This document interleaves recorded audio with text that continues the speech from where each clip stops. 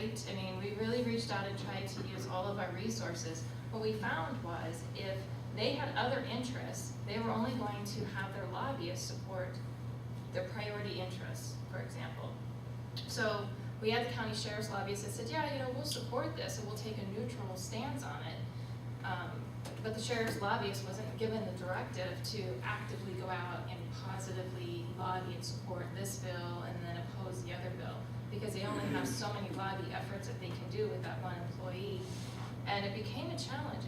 And even though I had my sheriff's support and all of our police chief's support and all of the town administrator's support, that voice down to the Capitol was very limited. So I think just as a Joe citizen going up there or a 911 professional going there, I think it's finding those key people. I sat and met with the president of the Senate and the Speaker of the House. It's finding the minority leader, the majority leader, and meeting with the key people, the people that'll make a difference. Target your efforts with the chair of the committees. And it would be great if everyone was gonna listen to you, but kind of find out who the leaders are at the Capitol and see if you can't get an audience with them. And then they really do influence the rest of the group. So if the Democrats aren't gonna vote for something this year, none of them are gonna vote for something. Whether it's right or wrong, if they decided from their leader not to vote and support something, they won't do it, regardless of the merit of the issue. That was an eye-opener for me.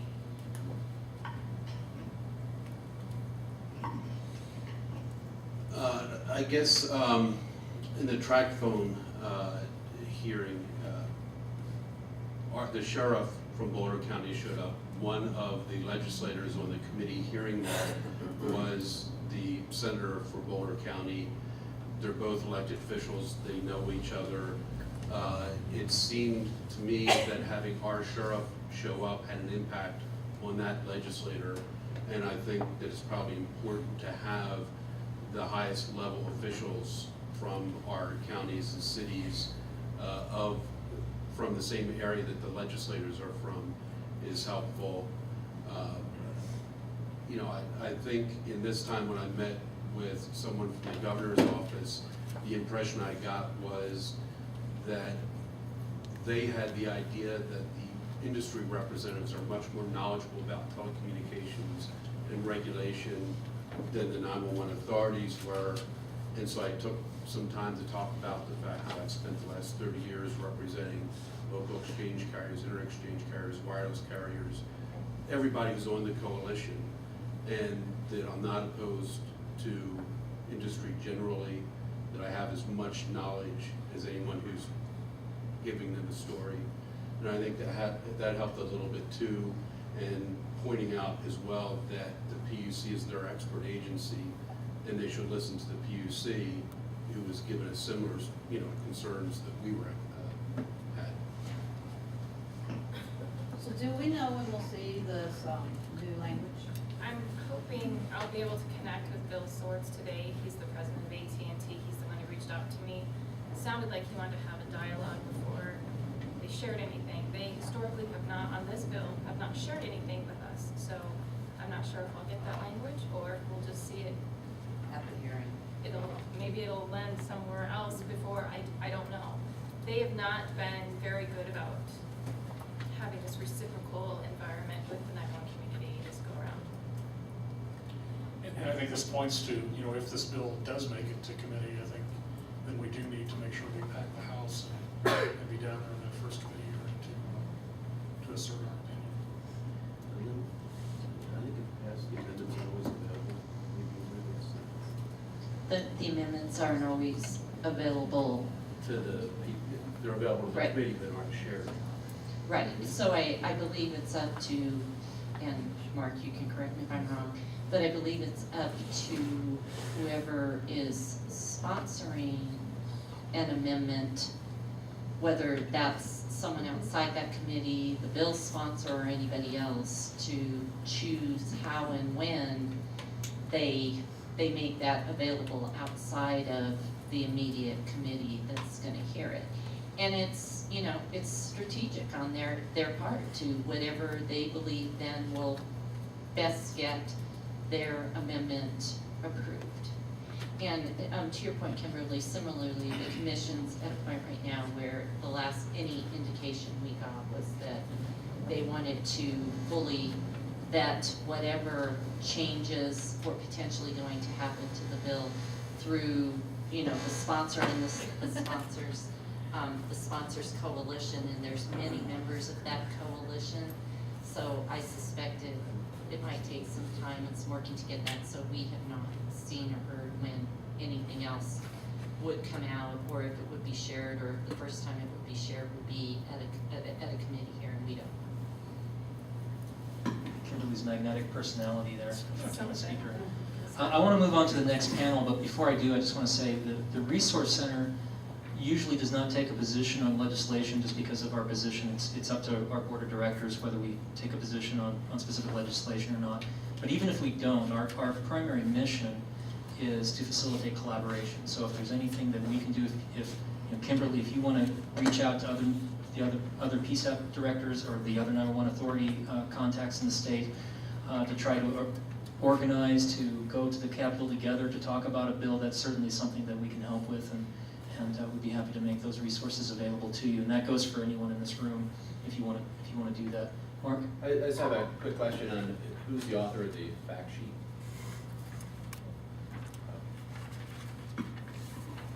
With input from other attorneys for some of the other Sure. authorities. No, I just wanted to see who the source was. Yeah, those three handouts that I sent around at the beginning of this were all from Joe's office. And Joe, is this recommended rules for legislation? The one that starts with funding, funding. The long one, the 6-page one. No, that's for the next discussion, Okay. next panel. Okay, well, let's give a hand to our panel. I think this is really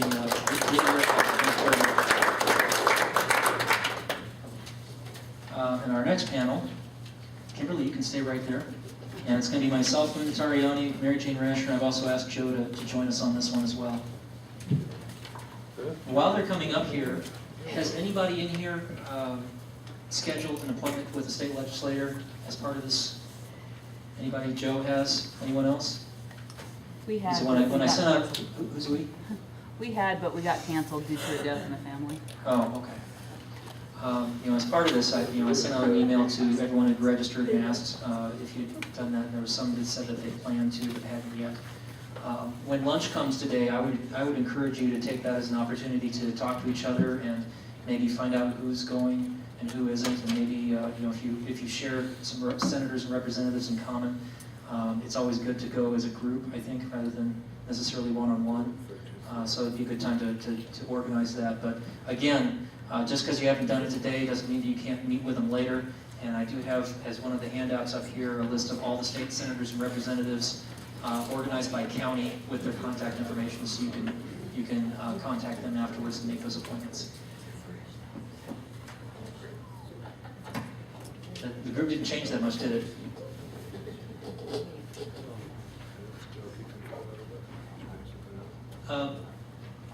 So the purpose of this panel, let me take my slides here.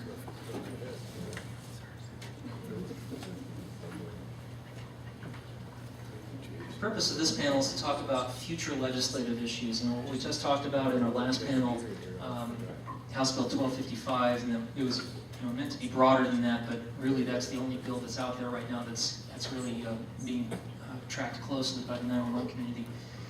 But 1255 is an example of the 911 community playing defense again, where a bill has been introduced and we look at it and members of our community look at it and say that I think this might cause some problems for us in the future. And then we start playing catch up, like Kimberly said, to try to get ourselves in a position to have some input on that bill. But there are a number of things as we move forward with new 911 technologies that we may have to be more proactive on and try to change the legislation or regulation to make the environment amenable to next gen 911 or similar types of new 911 technologies. So just kind of going through here. I gave you guys some examples to think about, and maybe you have some other examples. What do you think are some of the priorities that we may have to look at in the future as far as statutes or regulation?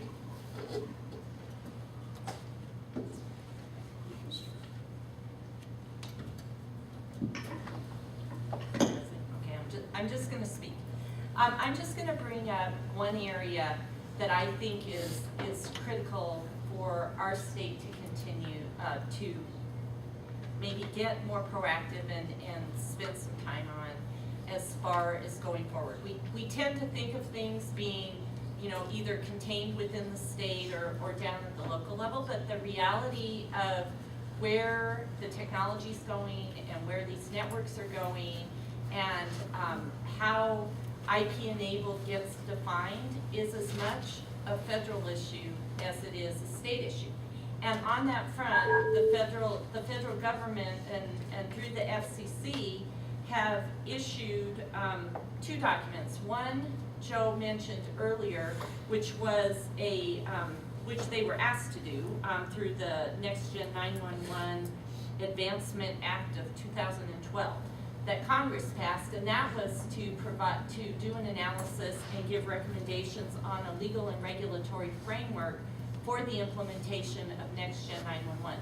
And they did that on February 22nd, and what they brought up was specifically in the areas of recommendations around statewide 911 governance, having a backstop, as Joe mentioned, where states had legislatively precluded themselves that the feds would take over the regulatory governance of that, looking at liability protections in the next gen world, as well as what Next Gen 911 meant for people with disabilities. So that was one document that got some recommendations, and one even included, one of the recommendations was the federal government putting in place some funding, incentive funding to make states hurry up and get off of their old 911 networks and on to the next one. The other document that just came out on March 20th was a rulemaking, what they call a notice of proposed rulemaking, that was came about because of the derecho storm as well as superstorm Sandy out on the East Coast, where they took a look at the kind of the massive failure, 911 failure situation that took place in the Verizon incumbent states, and what really needed to be shored up there. And in that document, they're looking at potentially rules around monitoring, diversity of the 911 circuits, auditing requirements, as well as reporting on outages and how that reporting needs to be improved both to the federal government as well as out to the PSAP. So as we contemplate what do we need to do at the state and local level, they're moving along quite quickly and setting some directions, standards, and everything else that we want. And they're asking specifically in that NPRM, what do the states already do? What do they need to do better? What should we mandate? What shouldn't we mandate? And I would contend that those same issues are very much real for us, and we need to both look at what needs to potentially change statutorily or through rules at the state level, as well as how do we want to provide feedback to the federal government to make sure that you get what we want from that level as well. That's all I'll say for now. If I can avoid using that, I will. Sure. I wonder if it's a coincidence that the FCC found that Verizon had not followed standard engineering practices or best practices as identified by one of the federal bodies on 911, and that Verizon's the one here who seems to want to fully regulate Next Gen. I notice we don't have those kind of problems here. I know the PUC does have oversight of the diversity of the BESP network, require reports on outages, and that's an advantage of having regulation at the state level that has been active and knowledgeable, in that we've not had those sorts of problems or difficulties. Related to some of the things that were discussed by the FCC and that carriers have been looking for, it includes immunity from liability. In Colorado, we provide immunity from liability for ordinary negligence, but not from gross negligence or intentional acts. As they're talking about exempting carriers from liability, the reason we have liability and require people to pay people who are injured are, one, to provide an incentive for people to exercise due care and to provide a remedy for people who are injured. I think the reason that we have probably given limited immunity in Colorado is because in the case of 911, the kind of claims you would get and cases you would get would be very sympathetic plaintiffs. The government agencies involved have immunity, and a sympathetic jury would probably be hitting the service providers with awards of damages that would come back to the authorities in terms of higher charges. I think we have it right in Colorado. A state, another state could well decide that it wants to have unlimited liability, have liability for ordinary negligence, have the vendors have to pay damages when someone is injured because they've been negligent in the provision of 911 service, let them raise the charges to the 911 authority in the state in order, and then that would go out in surcharges in order to spread the costs of the people who are injured over a large base and provide them a remedy. I think that's a conclusion that a state could fairly reach. The position Brett's has taken with the FCC is that one state has no business telling another state they can't reach that conclusion as long as those extra costs of meeting claims and paying claims isn't spread to the other states. It's set through surcharges in that state. I think that APCO and MENA have been disserving their members by suggesting that the FCC should take over, essentially nationalize regulation of 911, rather than allowing states to follow the policies they deem are appropriate.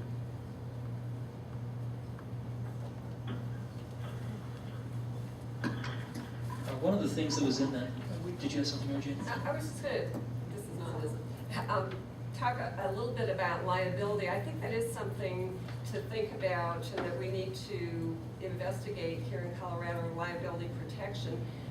Typically, 911 has always been a call. So as we know with Next Generation, not every touch to 911 is going to be through a call. And typically the liability protection to the service providers has been provided through tariffs. Now, not everything, not all of the new services are going to be coming in via a regulated environment, regardless of what the basic structure for the 911 service provider is. There are things being developed as we sit in this room that will be coming, excuse me, into your centers down the road. And I think that to encourage, it's kind of walking both sides. You want to encourage new opportunities and new ways for the public to reach your centers, but you also want to make sure that the level of service and the quality of service is maintained and is protected also. But I do think that that is an area that we should be looking at in Colorado as what liability protection is appropriate to make sure that we do have the correct things in our statutes to encourage what needs to be done with Next Generation 911. That was actually something I was going to mention, that the liability protections, I think this is a recommendation by NENA's Next Generation Partner Program in their Next Generation 911 Transition Policy Handbook, which Colorado was the test subject for a couple years ago. And I think it might have also been mentioned in that legal and regulatory framework report that states should consider liability protection for third-party providers, meaning those advanced services that aren't necessarily provided by the carrier or the PSAP, but are provided by a third company that you might hire to deliver you information across that Next Gen 911 network. An example of that might be Smart 911. It might be medical monitoring device company that wants to deliver medical information directly to 911 over the network, or something along those lines. And to encourage innovation, I think the report encouraged the states to consider liability protection for those types of vendors as well.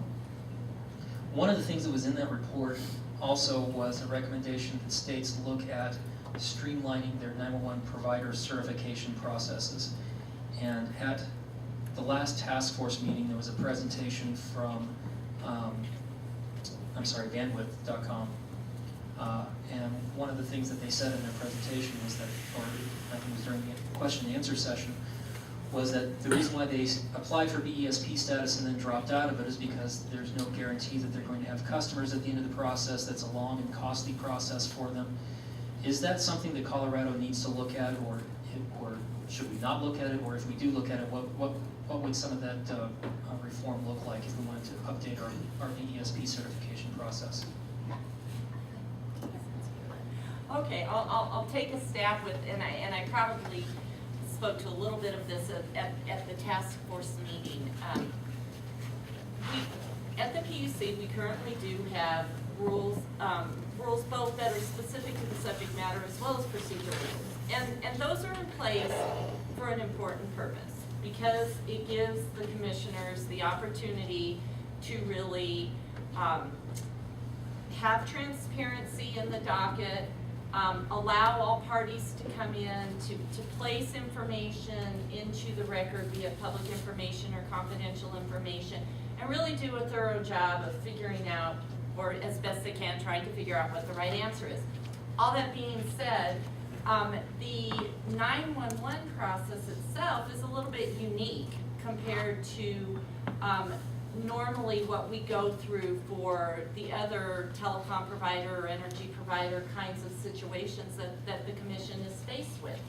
And in the past, it hasn't been the situation where for 911 that multiple providers made sense. It still may not be that multiple providers make sense for a certain segment of it, but everybody, I think, is starting to recognize that there are competitive providers out there, and how do you best manage the benefits that having competitive providers can bring, while at the same time possibly only wanting to select one provider, which makes things usually much more amenable to an RFP type process versus what we've traditionally gone through at the commission as far as tariffing and having multiple providers in a tariffed world. So recently I spent some time with our Attorney General's office. I have not spoken to our commissioners about this, so I have no idea what their opinions are from our commissioners, but trying to say, is there something that is more efficient and more timely and brings the best of what competition has to give you, but at the same time gives it the kind of rigor and analysis that we need to come out with the right answer, and who should the providers be and who should be certified or not be certified. And we've started to think through that process. I don't know that we have ideal answers. Some of the things that were thrown out on the table was, could you do kind of a conditional certification where a company comes in and you look at their financial wherewithal and their operational wherewithal, but you don't go through the entire process up front and trying to determine, do they have the absolute appropriate rates and tariffs at that point. And then down the road, try and look at all the providers and what their rates and tariffs might be simultaneously and determine who the best one is. I don't know if that's legal. I don't know if that's fair. We have certain providers who already have certifications who could file a tariff tomorrow, and the commission, according to its rules, would need to step through that process. So we're just starting to look at what that might mean, what flexibilities the commission might have, and if those flexibilities are appropriate or not. That's the most I have at this point, Darryl. Since we have representatives from both the ESPs in the room, starting with Mary Jane, do you have any comment on that? Well, I think it is something, you know, we've talked about in Colorado. I've been at Entrado for 4 years now, and the entire 4 years I've been there, it's been discussed at task force meetings, I'm sure before I was there, you know, how do you work in a multi-vendor environment? Do you want to? And in Colorado, as I said in the earlier panel, I do regulatory for other states in Colorado, and certainly Colorado is not unique in that there is no one central state 911 office, but there are a lot of states that have that. So that's something with home rule that, you know, we've gone round and round in steering committees and subcommittees and steering committees and, you know, put lots of things on the table, but we always kind of come back to, well, this is how it's structured. I think that that's something that needs to, you know, even at the last task force meeting, it seemed to me as though we're kind of talking on both sides. We want to make sure we're going to sponsor an amendment that makes sure that the PUC has total authority over 911, but yet we want to have the freedom to go out and start picking whomever we want and don't want to be burdened down by this regulation and that. So, you know, hence that's kind of the quagmire, and I'm not advocating for either side.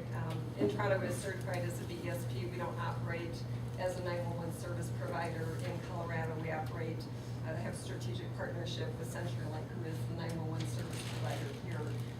We do operate in other states in a multi-vendor environment as the 911 service provider. But, you know, so the structure under the PUC here is a little bit unique, and I think that it really would behoove everybody. I know you all have full-time day jobs and regulatory isn't your job, but to understand the structure of what it means to be a Part 2, and this is statute, not regulatory, but a Part 2 regulated service in Colorado, and that's where 911 is right now. You have Part 2 is fully rate regulated, Part 3 is emerging competition, and Part 4 is deregulation. So I think that that's something, you know, that needs to be really thought through, and I know I've talked with Lynn, and I think others have, or we put it in some comments that, you know, having a workshop at the PUC, even outside of anybody's certification, to talk about how do we move forward in 911, and as we move into next generation 911, again, to maximize the choice, but making sure that 911 is still delivered as a highly quality service that everybody has come to know, and as Joe pointed out, how it's provided in the state now, to make sure you have diversity, to make sure that you have all of the things that are important service sectors for 911. I had the pleasure of representing Dash when it applied to become a BESP. It wound up being acquired by Bandwidth, which was not interested in getting into that business until Dash won the contract to do Next Gen 911 in Alabama. And they had dismissed their application before that happened. But we were still at the beginning of the process, and Dash had already paid for one of my daughter's years of college. So I understand their perspective of not wanting to spend a lot of money just to be under considered, or just to provide a foil competition for somebody who may wind up being a provider anyway. Brett's position is we would like to have competition for provision of Next Gen, because we think that will give us a better proposal, a sharper pencil to the numbers. We do believe it's important to have PUC regulation to assure that the provider is qualified. I don't know that through contract power, the authorities really have the ability to assure those sorts of things, or the expertise, because 911 authorities and the public safety agencies with which they work are about public safety. They're not about telecommunications. And part of the problem, frankly, that we have is, as you try to figure out what will this look like, is that, for one thing, most everybody agrees that it really makes the most economic sense, is most efficient to have one provider for the state. If all the authorities work together to make a selection, that gives us one result, through an RFP process. If we have one authority go off before everybody else and select a provider and have them start providing service, then that gives them certain efficiencies they can claim that make it harder for somebody else to even compete. At the same time, we have the legislation before the General Assembly that would fully deregulate NextGen 911 and make it a Part 4 service in which the PUC wouldn't have any right to regulate it, and we would have to do it by contract. In the meantime, if we go under the current regime, even if it is initially a Part 2 service, the PUC looking at it can say, gee, we do have competition now, we can move this to Part 3 and do rate ceilings or rate floors and give them more flexibility. And because we're kind of on mud, because we don't know which way the legislation's going to go as to how we could structure this. I do think that we could do an RFP process, select a provider and say a condition of the award is you have to get PUC certification within 8 months.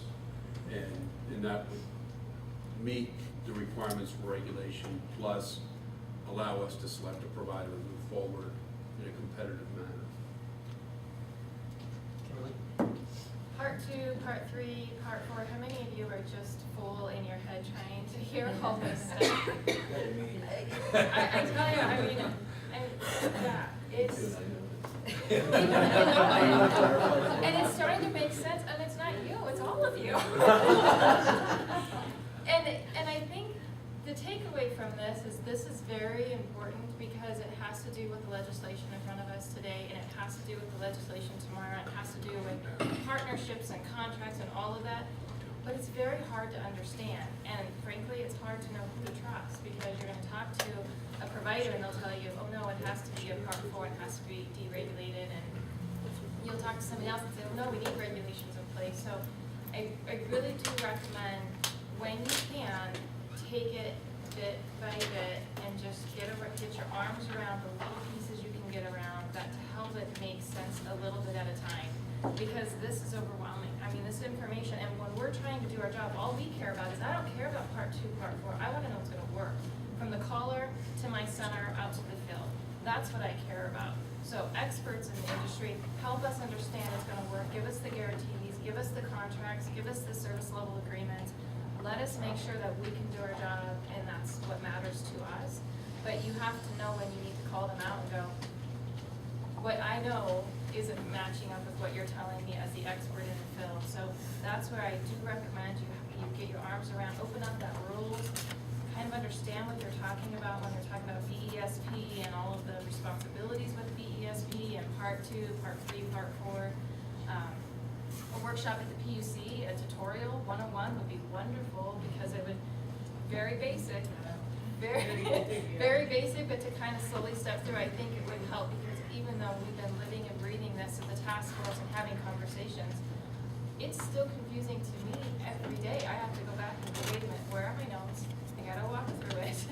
I gotta understand and follow the argument. So if you're lost right now, it's okay. Just understand this is important information and that you need to put it up on the shelf and take it down frequently to try and understand it. And if I can, I apologize, I tend to sit when lawyers speak, and I've been dealing with this for decades.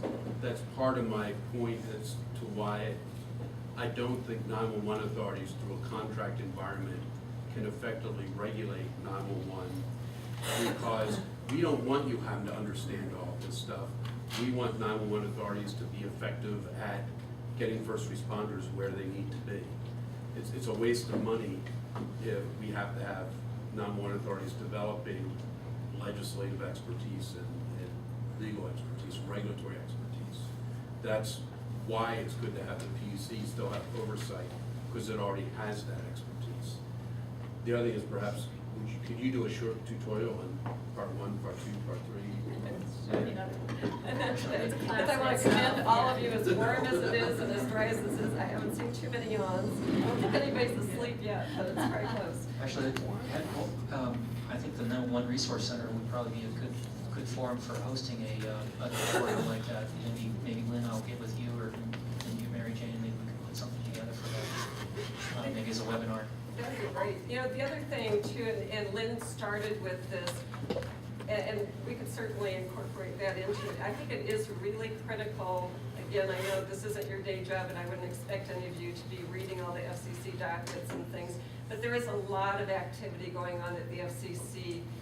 And what the report that Lynn and Joe have been talking about, that came out of a bill that passed February 2012 called the Middle Class Tax Relief Act. Now, who would think there would be anything in there about 911? I mean, it has all the FirstNet components in that bill. It has the Next Generation 911. And in that bill, it did require a lot of reports. This last report Lynn was just talking about, I mean, there are a lot of date certain things. Like I said, FCC must report to Congress on regulatory statutory framework within 1 year of passage of this bill. So there are a lot of things going on, a lot of wheels in motion. I think it is important to at least kind of keep abreast of it at a high level. And also to realize, I don't think that in every case we need to reinvent the wheel. There are things that are being done at a federal level that don't mean it would be a federal overtake of 911 at the state level by any means, but there are definitions and things like that that I think at least should be considered, so you don't recreate the wheel. If it's not appropriate for the state, then it's not, then you change it somehow. But rather than have, a definition in this state of what next generation is, and definition in this state, et cetera, I think it at least behooves you to start with what has already been done to see if it is appropriate. And that is one area too. I was going to say, I think regardless of where 911 ends up in Colorado, I do think we are in sad need of revamping definitions and making sure we've got 911's in two different parts of statutes right now in Title 40 and Title 29, and there are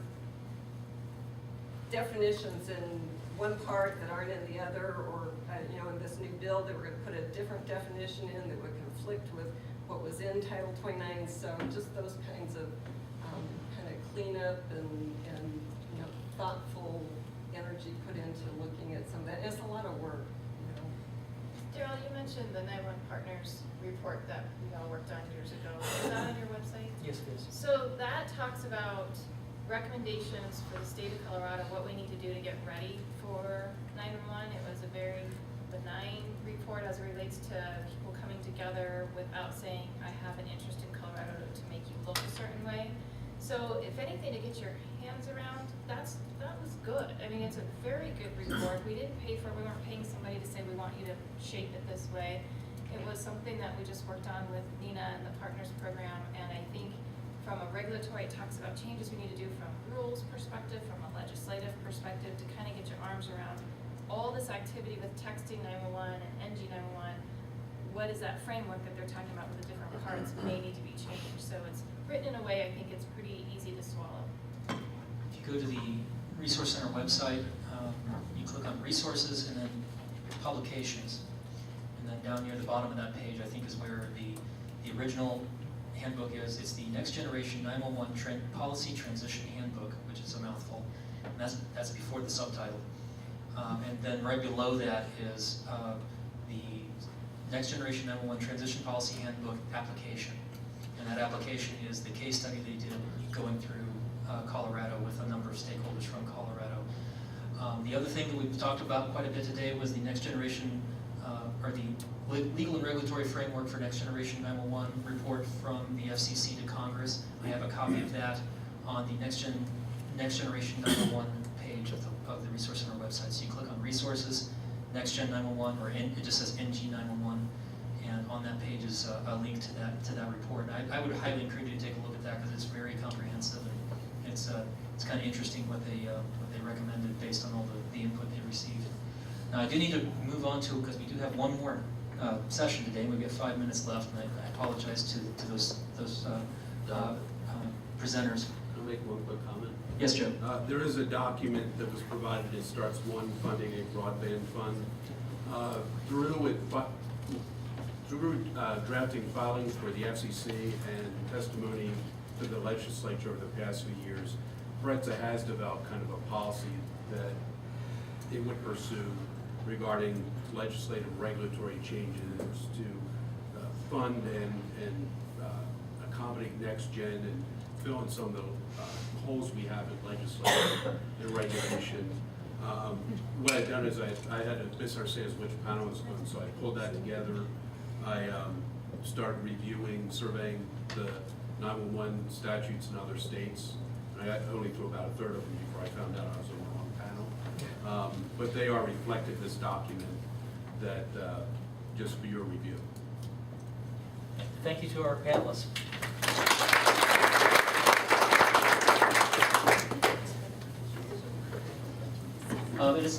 It's not up there on the screen, but in your programs, we do have Monica Million and Kim Carroll wanted to give an update on the Colorado 911 Training Standards Committee. I really apologize for the fact that we're running late, but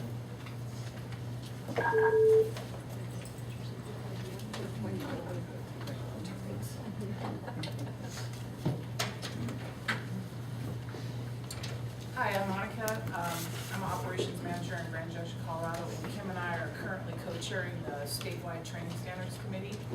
And really, all we wanted this to be is like an information opportunity. And I think most of the comm centers that are represented here have actually been attending our meetings and really trying to reach out to our constituents to participate, because there's a real strong feel that we need to start establishing some training standards on a voluntary basis for our community before it's legislated or mandated to us. But really, I have an information sheet for those of you who would like one, of when the meeting times are. They're once a month. And we were really just gonna open this up for anybody that might have questions. We are trying to approach this from a voluntary perspective so that we can get a broader based participation. And this group of people, we're trying to get representation from every comm center in the state, so everybody has a voice, so that we are just hitting the basics that everybody needs. So we are touching on the needs of both the small centers all the way up to the large centers in the state. She summed it up. We started out as just a group in 2011, and if you think about it, we're still reaching out to the comm centers. That just goes to show that we haven't really been able to get everybody on board.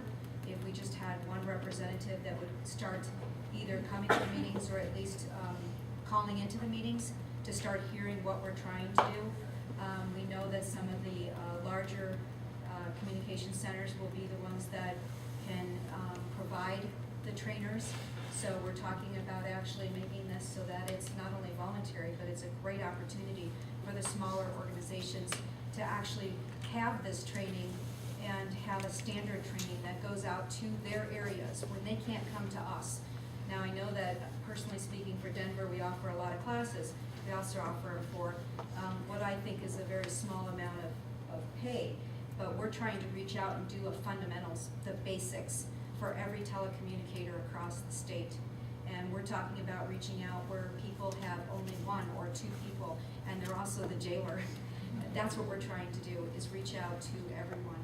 And we're very, very fortunate to have Daryl.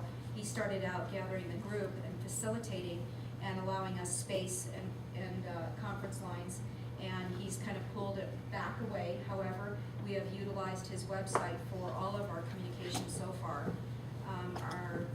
What did you say, late 2012 is when we actually came up with some bylaws, and we realized that we're trying to start to do things at a level where we're asking for votes. And I think we've had the most like 22, 25 agencies, and we know that we should have more like 80. So it's time to try to reach out to you in every way, shape, or form. So if you get an email and you're already sitting on the meetings, please don't be offended, because we are saturating the state with emails and phone calls saying, here, look what we're doing, and we want your opinions, we want your ideas, and we want your votes.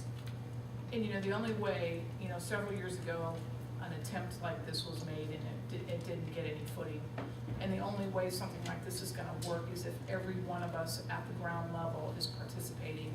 And I think, like Kim said right now, even though we've been a working group since 2011, we still find that we can't get enough participation, and that's what we're gonna need to get. Everybody's together in this, and it's the only way we're gonna make it work.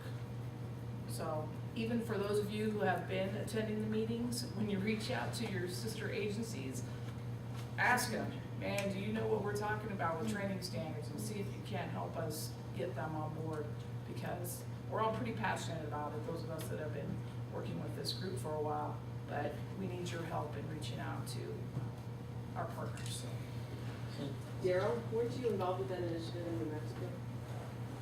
In New Mexico? Well, my PSAP in New Mexico did a lot of work with the New Mexico Training Authority down in Santa Fe. But one thing I was going to mention is, you know, the bylaws, as you have them written, call for one voting member from every PSAP. There's 98 of them in the state, if you include the secondary PSAPs, which we do. And there is a list of those representatives on the Training Standard Committee's page. So you go to the Resource Center website, click on Other Groups, Training Standard Committee, I don't know, it's Groups and Committees, Training Standard Committee, and there's a link on there to a list that shows the roster of voting members. So what I would encourage you to do, even if you know that you have a voting member, take a look at that list. It'll show you who doesn't have a voting member listed, and those are the ones that you need to reach out to and try to encourage to participate. And if everybody just takes a small part of that list and works on it, we can probably get a lot more participation in the committee. Does anybody have any questions of us? I think everybody that's here already knows. Our contact information is on this sheet if you don't mind grabbing it before you leave today. And possibly, like we said, reach out to your neighbors. Appreciate it. And Monica and Kim originally asked for 45 minutes. I talked them down to 30, and they got it done in 5. They're doing good.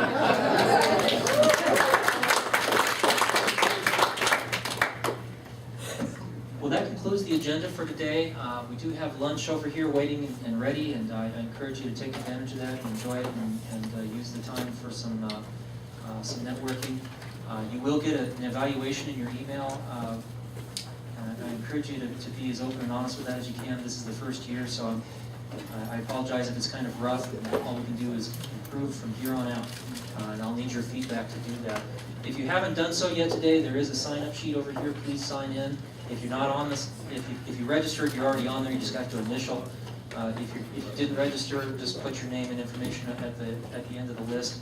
And don't forget these handouts that are up here. If you didn't get those already, pick those up on the way out.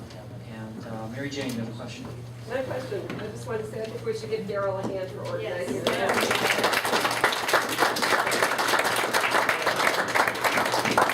Thank you, Mary Jane. Thank you. And everybody, enjoy your lunch and have a good afternoon.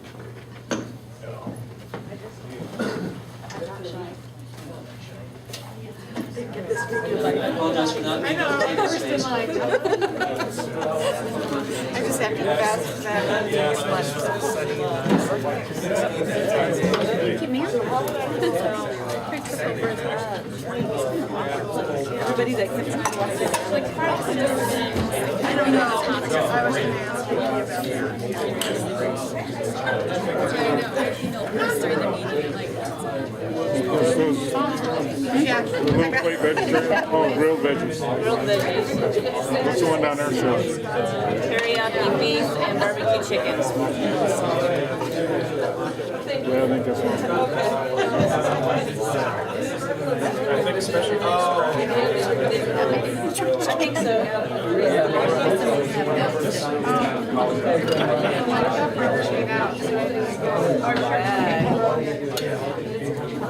I know, like I went that way.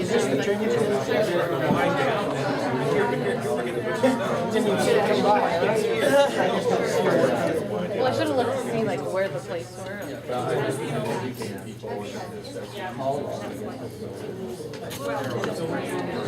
Good catch, Chad. I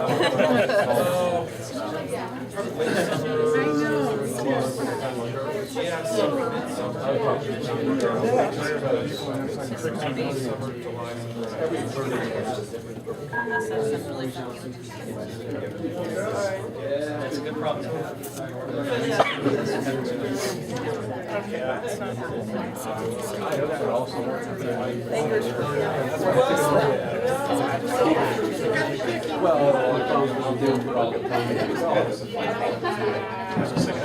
you think about it, when you pick it up with your fingers, you pick it, you do that, you pick that up and then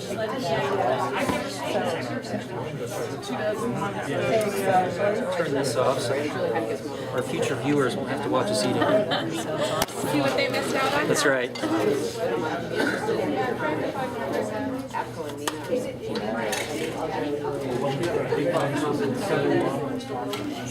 Explain it to me. Any public comments saying that Congress has adopted statutes and the SEC should adopt regulations, essentially directing how much. For example, requiring some places to have state knowledge.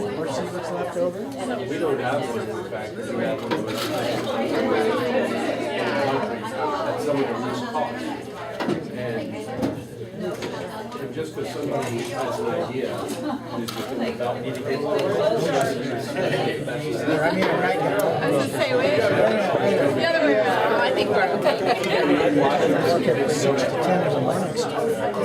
Nobody, It's just one of those dudes who got there's only on vacation, two of them family horses in broken states. One's dad's dead, uncle killed him.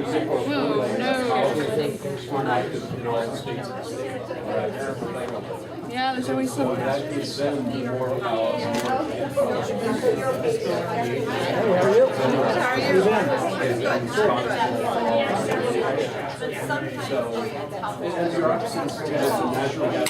Grilled veggie. Turkey, bacon.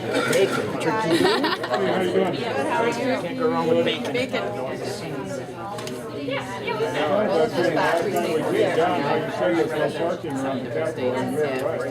Yeah. You took car from my house again. We're really good sleep going home now. We brought the car this time. Or teriyaki. We're down. Right down the street.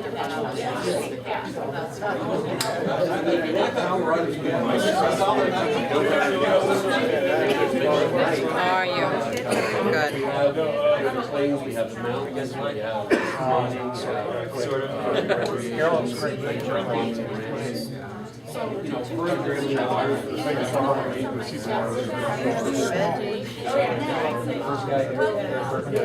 different considerations in each for public safety. And I will wonder how you fund it.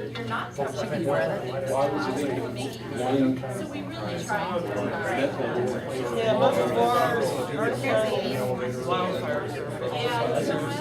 And then after that,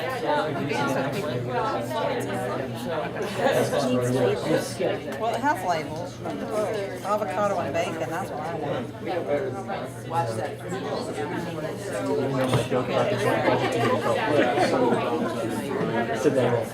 Look around, everybody's like, They're not speaking for us.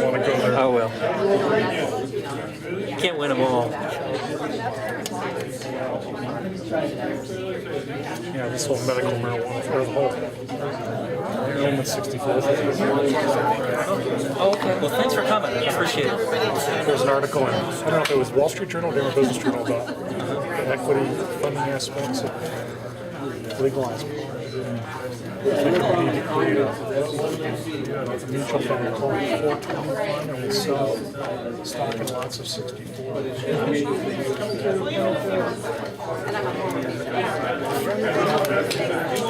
In case everyone showed up, I got enough food for 50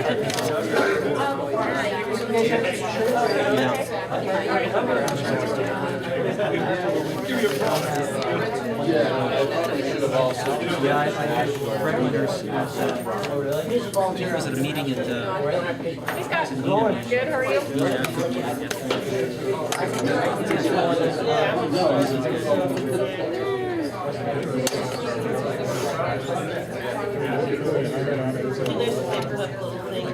Yeah.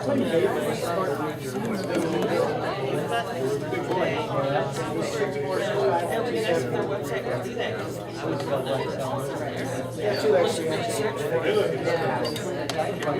Cool.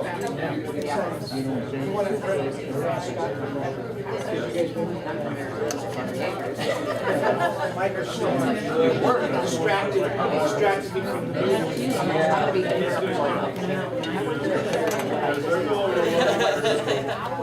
And live, because I didn't, and I thought I was gonna start on it.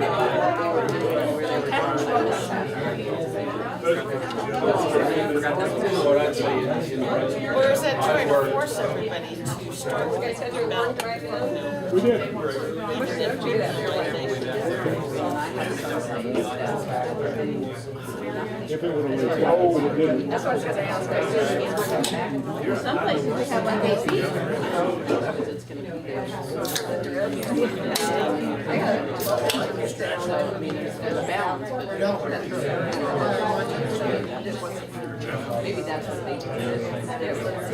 I got up Well, you know, I wonder because I live in prosecutor, I work with the executive director of drafting fathers.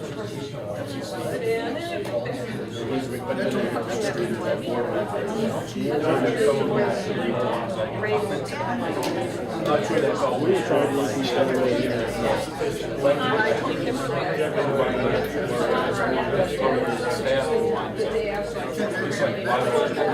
State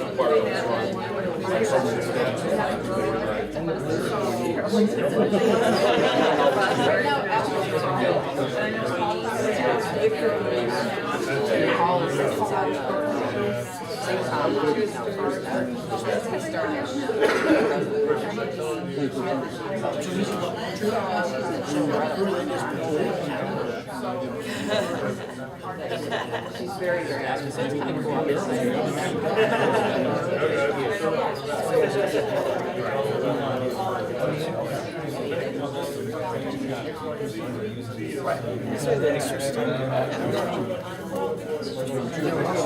I'm Julie, by the way. Oh, I'm Elizabeth. I'm from Delta County. I'm the only person from there.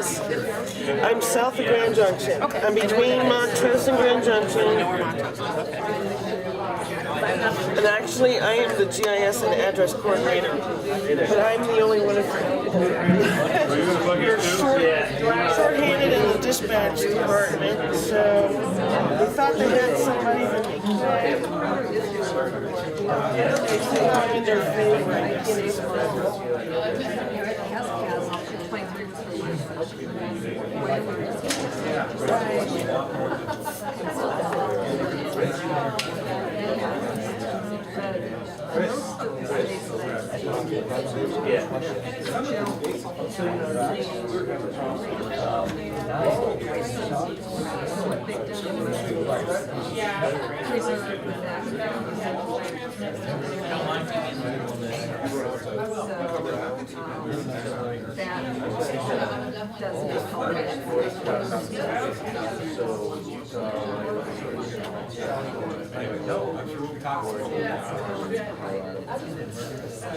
It's not an apples to apples. And that's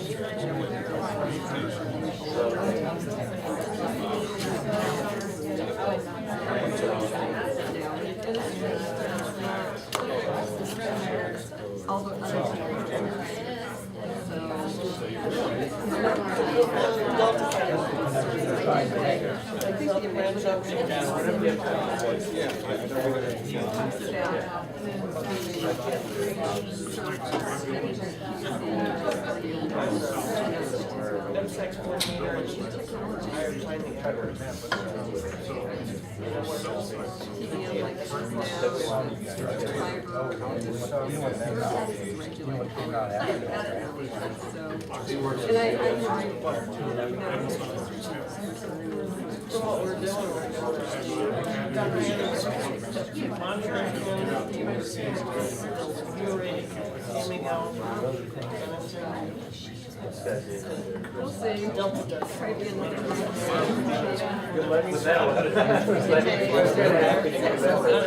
I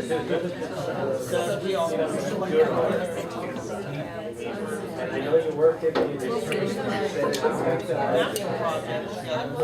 That we're all using the same. Yeah. And that's Fields and everything. actually transfer back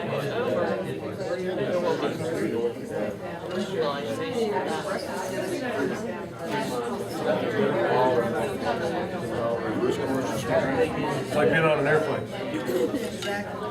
It was just one room.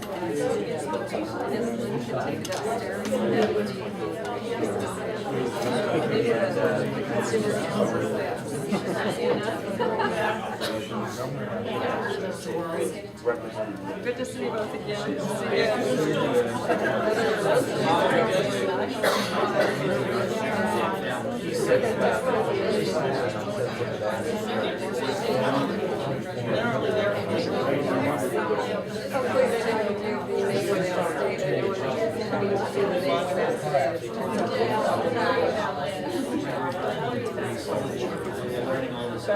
So, Exactly.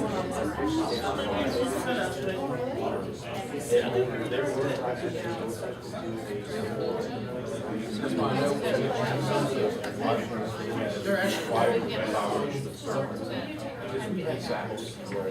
and accept the bond.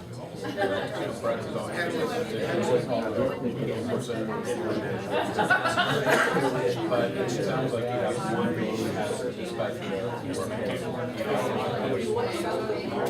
Does it make sense? Them at all. Oh, yeah. That would be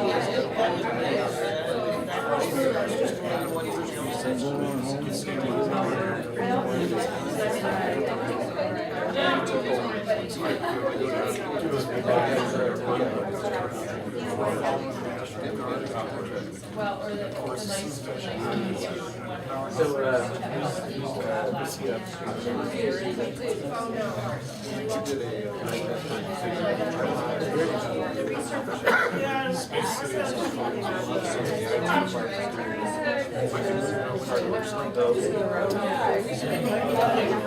probably just gonna work that way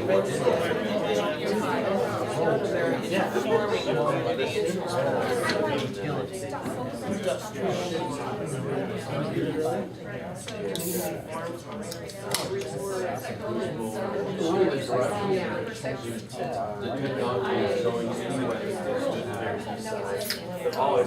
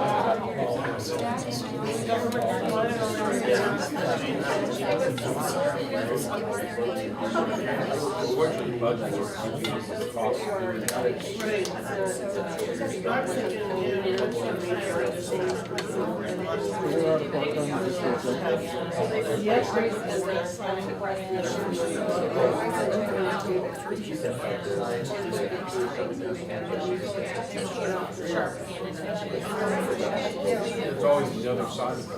And whatever we do. You know, people talking about 18 to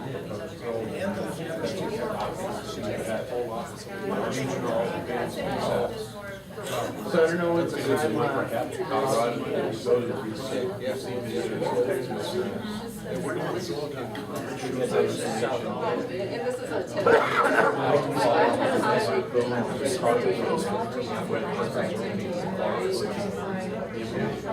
Oh, yeah, you're good.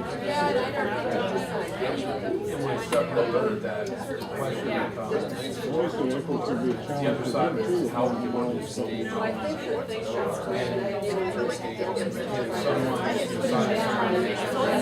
decides will they let that material through the actual?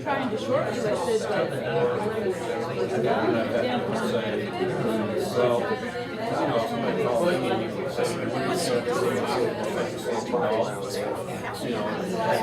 not that easy to drive it out there and somebody just shut off the sign, or have they do they do not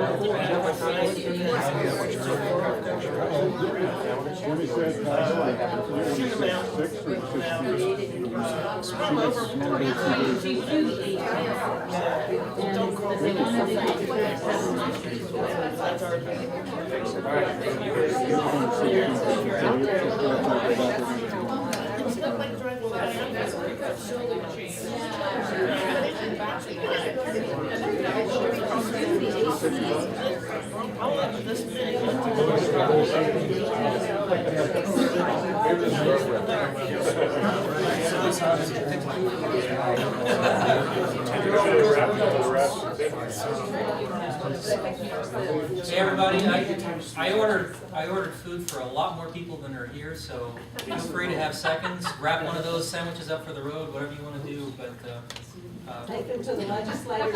take them to the legislators, I don't know. Are there rules against bribery? It's under $25, I'm sure.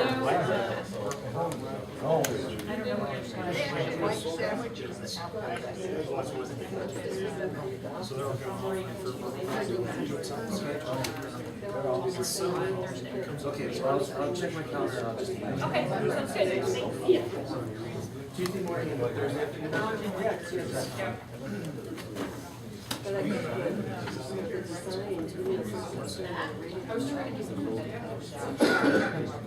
More, don't you?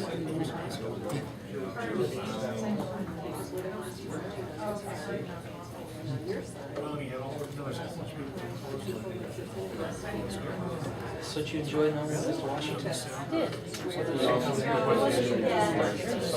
Did you guys ever get into Udall's office just to drop something off? Okay. Yeah, that's better enough. Yeah, I got it.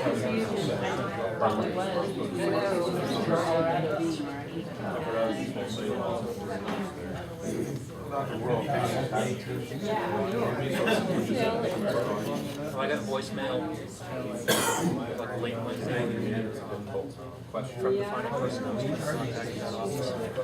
Saying, yeah, I just got your email. It's like you have a lot fewer people, a lot greater everything. But you drop some information off. You'll probably get to the right staff.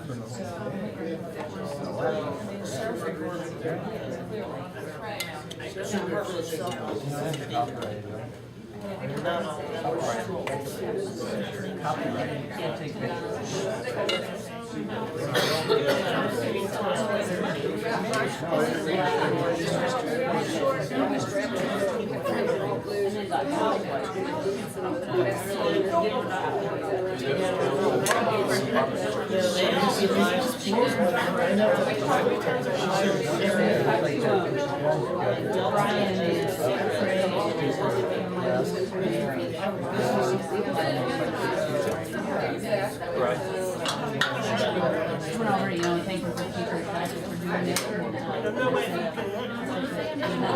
Next year, the last day, they said, see you next year. Well, we're asking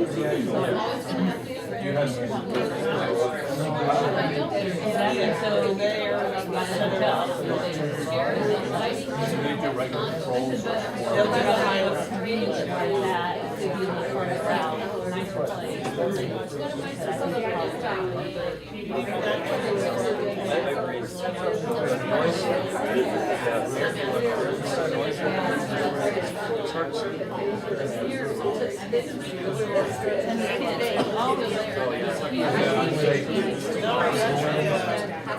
The Wi-Fi.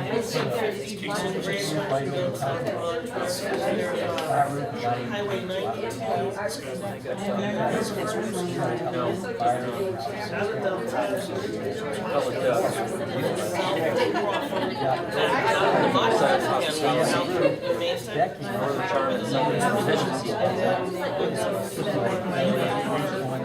Joe works better by saying, on the way back, Catholic East Campus. Somebody found a antenna fell off the tree, and we were trying to determine if it's something that can fly. So I sat there for like an hour and a half while they were trying to figure out if this was a part of it. It's like, you don't know? We need it. They're on the side of caution, I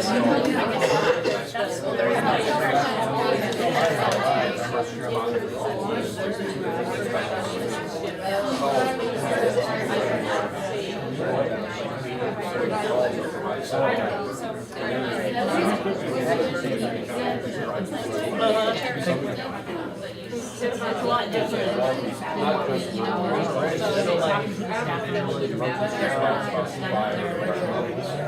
Like yesterday, I still had meetings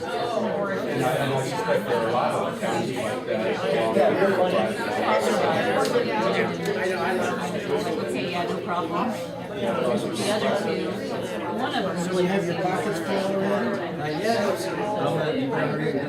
You know, I'm just. Is that what you're taking all those? Right now, I'm busy. You know, the thing is, the reason why there's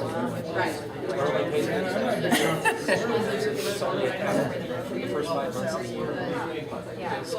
They're expected to be citizens. We're not expected to be full-time legislators. We're supposed to be more accessible to new conversations, also experiences.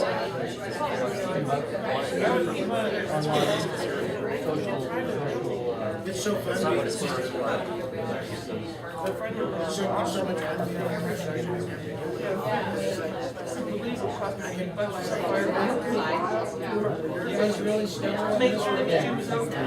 When I sent the initial email, the first email, it was 10 days before any of them.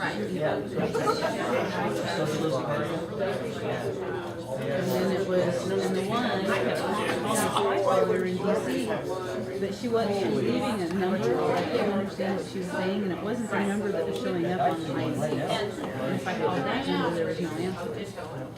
So, probably her department. We finally got hold of her Monday morning, Wednesday morning. He's just not gonna be very available.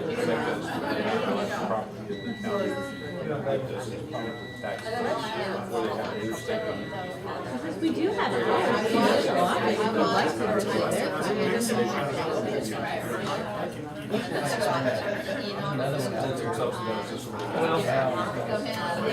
That may be one challenge here in Colorado. If the legislators show successful people who are there to make comments, set up an arrangement with the meetings for those space where make it more space for everyone to have a seat. Legislators are going to have to take meetings and whatever, and when they're back in the whole district, ASL certified. A lot of people thought we could take credit at legislative 5 years ago.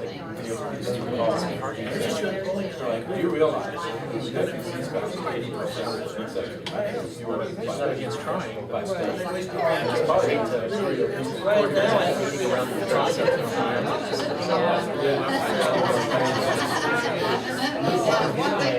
Totally unrealistic. I guess they have to step up now. Again,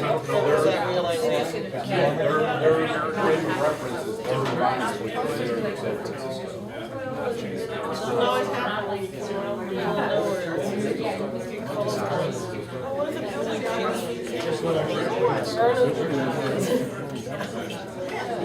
Good news, we have to go. We have to go boxes.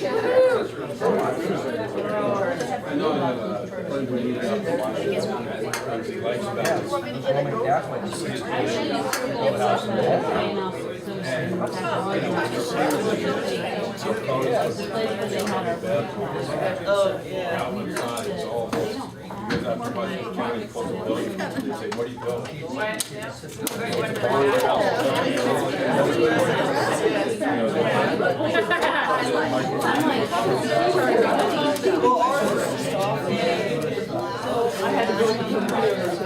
And they don't get a choice. No. Yeah, thank you. You're so What's that? Well, I'm kind of stubborn. Let me put some dressing on that for you. Bring that over here. Let me help you out on that. Lovely.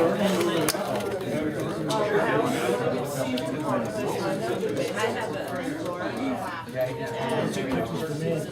they fit these for you? I did. Would I do 5 here? 1, 2, 3, 4, 5? Because I was going to throw some cookies in there. Yeah. It is kind of a snug fit. Okay. But how did you do that? Cookies. How did you do that? Did you have an issue? Of course, mine were the turkey bacon, so maybe those are a little bit smaller than the other ones. Yeah. Make them pancakes. I did just wash my hands. You did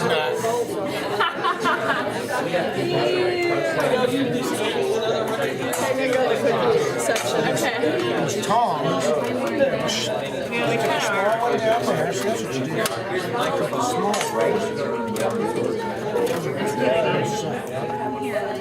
Small ones in there.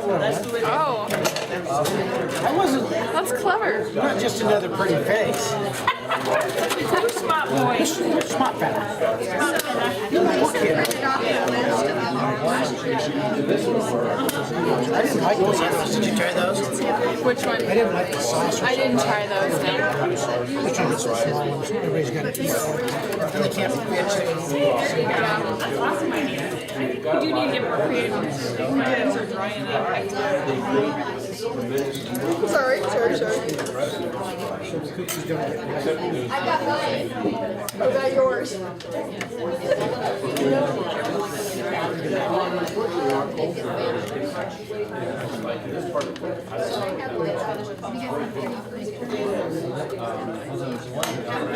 Where we still have. I think that's like white chocolate.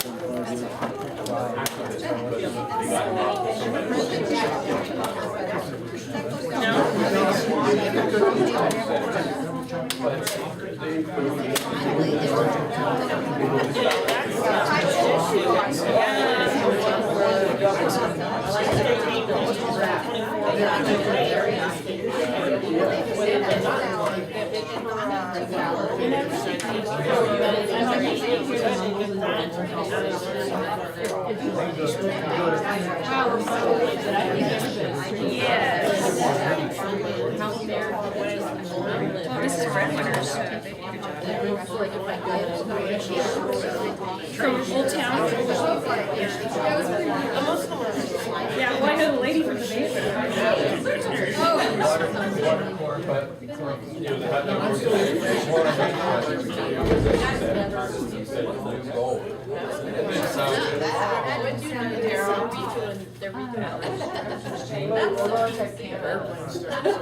What was that? I have no idea.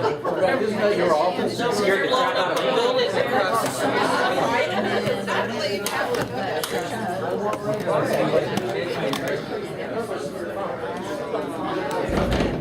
That's Cannon. That's Cannon. There's a cannon out there. What you doing back there? Vicky, don't buy it.